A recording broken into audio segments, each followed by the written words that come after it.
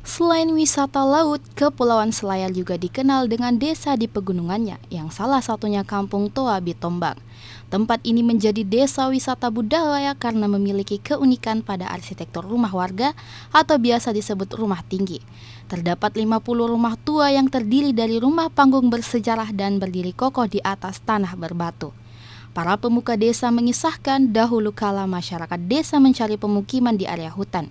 Hebatnya, para leluhur desa Bitombang bisa membangun rumah dari tiang kayu bengkok yang diletakkan di atas batu.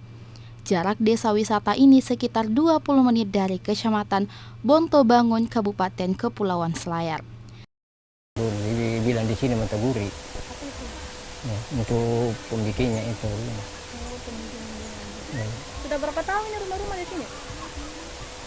Kalau itu yang tua-tua itu macam itu perkiraan ratusan tahun itu.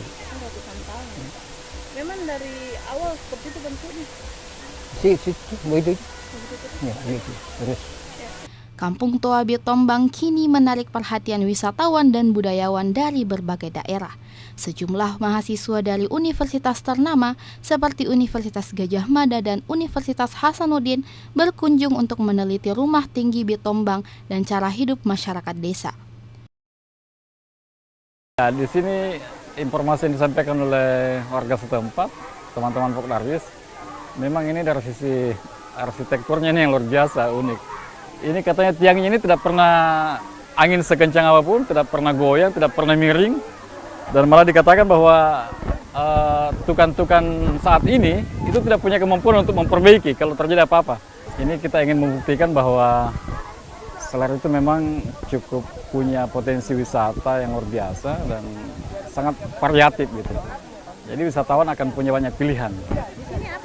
Warga Kampung Toa Bitombang umumnya berprofesi sebagai petani.